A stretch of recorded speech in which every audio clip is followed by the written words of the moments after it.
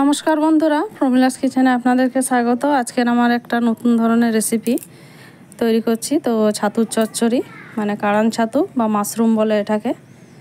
অনেকেই জানো, অনেকেই জানো না। তো এগুলো দেখো কেটে ধুয়ে পরিষ্কার করে রেখেছি। এরপরে আমি এগুলোকে তেলের মধ্যে খুব ভালো করে ভেজে নেব। যেহেতু এটার থেকে প্রচুর পরিমাণে জল বেরোয়, তাই এটা আগে খুব ভালো করে ভেজে নিলে এটার স্বাদটা অনেকটাই ভালো হয়। তো তার জন্য আমি এখানে নুন দিয়ে দিলাম। নুন দিয়ে খুব ভালো করে এটাকে সময় নিয়ে,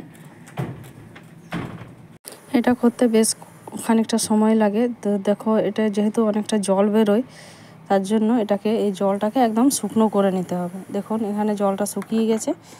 তো তারপরে আমি খুব ভালো করে নাড়াচাড়া করে তেলের মধ্যে এটাকে ভেজে নেব। এখানে আমার ভাজা হয়ে গেছে, এগুলোকে তুলে নিচ্ছি। এরপরে ওই তেলের মধ্যে আমি তেলটা আরেকটু দিয়েছি, 5 ফোড়ন দিয়ে দিলাম। এবারে ঝিঙে দিয়ে আমি যেহেতু এটা চচ্চড়ি বানাবো, তো ঝিঙেটা ছোটো ছোটো করে কেটে নিয়েছি। তারপরে এটা তেলের মধ্যে দিয়ে দেবো।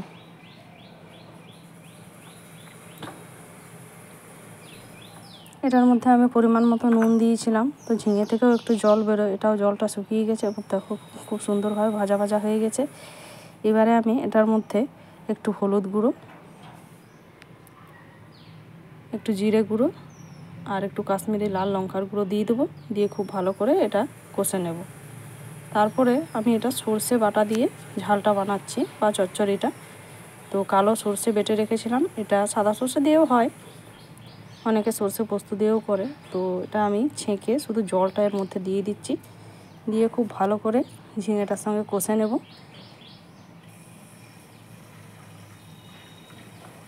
এরপরে দেখো আমি ভাজা ছাতুগুলো এর মধ্যে দিয়ে দিয়েছি। দিয়ে এই দুটো একসঙ্গে খুব ভালো করে কষে নিতে হবে। দিয়ে সামান্য একটুখানি জল দিয়েছি। এই জলের মধ্যেই আমি এটা এবারে রান্না করব। এরপরে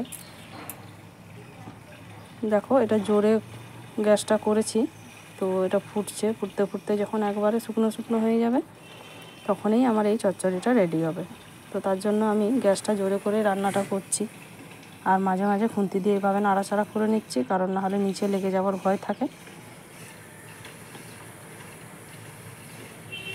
তো দেখো তোমরা নিশ্চয়ই দেখে বুঝতে পারছো, এটা জলটা একবারে মরে গেছে, আর এটা তেল ছাড়তে শুরু করে দিয়েছে। এটা খেতে কিন্তু অসাধারণ লাগে। এই ছাতুর ঝালটা আমার মোটামুটি প্রায় জলটা শুকিয়ে এসছে আর তেলটাও ছেড়ে দিয়েছে। তো এখানে আমার এই ছাতুর চচ্চড়ি রেডি। তো আমার এই রেসিপি যদি ভালো লাগে অবশ্যই লাইক করবে, কমেন্ট করবে এবং আমার পাশে থাকবে।